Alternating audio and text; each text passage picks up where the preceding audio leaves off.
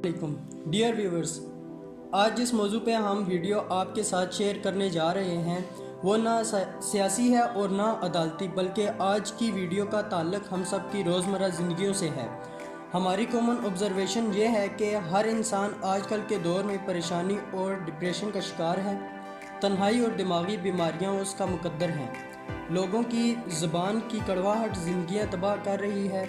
भाई भाई का दुश्मन, बच्चे माँ बाप से दूर, अपनी दुनिया में मगन और रिश्तेदारों से बेनियाजी और रिश्तों का एहतराम होना आजकल बहुत आम बात है, जो कि हम सब के लिए लम्हा फिक्रिया है। सोचने की बात यह है कि ऐसा क्यों हो रहा है, हम अपनों से दूर क्यों होते जा रहे हैं, हमारे घरों में बेसुकूनी क्यों है, हमारे दस्तरखान से बरकत क्यों उठ गई है।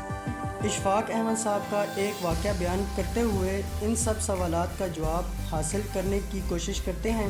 वाक़या कुछ यूँ है। एक फौतगी के मौका पर मैं नीम गनूदगी में कुछ सोया हुआ था और कुछ जागा हुआ नीम दराज सा पड़ा था।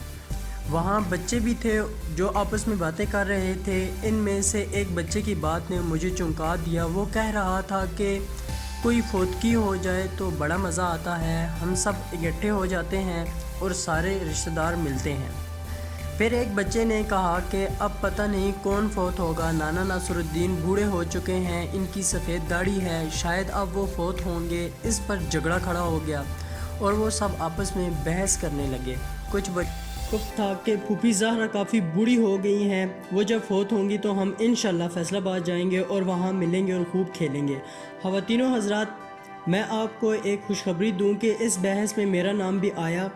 मेरी भांजी की छोटी बेटी जो बहुत छोटी है, इसने कहा कि नाना इशफाक भी बहुत बूढ़े हो चुके हैं। ख़वातीनो हज़रात, शायद मैं चौंका भी इसकी बात सुनकर था। जो मेरे हमायती बच्चे थे वो कह रहे थे कि जब नाना इशफाक फौत होंगे तो बहुत रौनक लगेगी, क्योंकि ये बड़े मशहूर हैं। जब बच्चों का झगड़ा कुछ बढ़ गया और इनमें तलखी बढ़ने लगी तो एक बच्चे ने कहा कि जब नाना इशफाक फौत होंगे तो गवर्नर आएंगे। इस पर एक बच्चे ने कहा कि नहीं, गवर्नर नहीं आएंगे, बल्कि वो फूलों की एक चादर भेजेंगे, क्योंकि गवर्नर बहुत मसरूफ़ होता है। तुम्हारे दादा या नाना अबू इतने भी बड़े आदमी नहीं कि इनके फौत हो जाने पर गवर्नर आएंगे। वो बच्चे बड़े संजीदा और गहरी सोच विचार के साथ आइंदा मिलने का प्रोग्राम बना रहे थे। ज़ाहिर है बच्चों को तो अपने दोस्तों से मिलने की बड़ी आरज़ू होती है ना। हम बड़ों ने ऐसा माहौल बना दिया है कि हम रिश्ते भूलकर कुछ ज़्यादा ही कारोबारी हो गए हैं, चीज़ों के पीछे भागते रहते हैं, हालांकि चीज़ें साथ नहीं देती।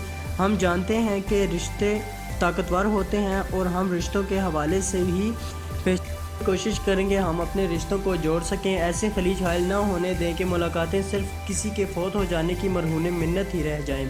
क्या हम इन बच्चों की तरह इस बात का इंतज़ार करेंगे कि कोई मरे, फिर हम मजबूरी के साथ लाठी टेकते हुए या छड़ी पकड़ते हुए वहाँ जाएं? जब हम कहीं जाएं तो ये फ़ख्र दिल में होना चाहिए कि मैं एक शख्स से मिलने जा रहा हूँ, मुझे इससे कोई दुनियावी गर्ज नहीं है, इसके पास इसलिए जा रहा हूँ कि वो मुझे बहुत प्यारा है।